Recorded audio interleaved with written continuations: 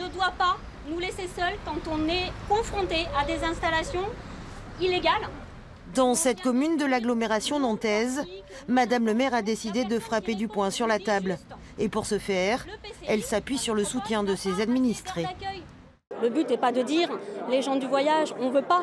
C'est juste de dire aujourd'hui, on constate qu'il y a des gens du voyage qui sont là, qu'il n'y a pas de solution pérenne pour eux et qu'on arrête, là je parle pour la préfecture, de nous dire que comme certaines communes ne sont pas en règle, on se débrouille. Aujourd'hui, on ne peut pas se débrouiller tout seul, c'est pas vrai. J'ai vécu cette chose-là en tant que terrain privé, 40 caravanes. Vous êtes tout seul avec ces gens qui squattent sans autorisation, qui vous mettent les mains à la gorge, qui vous agressent, qui vous traitent de toutes sortes de noms. Et on est tout seul à vivre ce cauchemar.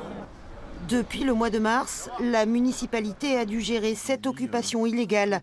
Jusqu'à hier soir encore, ces 10 caravanes étaient installées sur l'espace public. Sous la contrainte d'un référé, elles ont déménagé aujourd'hui sur un terrain privé.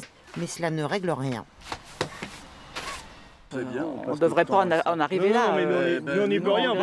Mais sauf qu'on est obligé d'en arriver là. Et demain, là, vous allez déposer plainte tout à l'heure, le référé va courir, la police va encore apporter un référé et les familles vont partir. Mais on n'aura pas réglé le problème, ils iront sur un autre terrain. Bah oui, parce qu'on ne sait jamais où se mettre, on est toujours, on nous fait toujours partir, on nous fait des référés, c'est toujours l'incompréhension.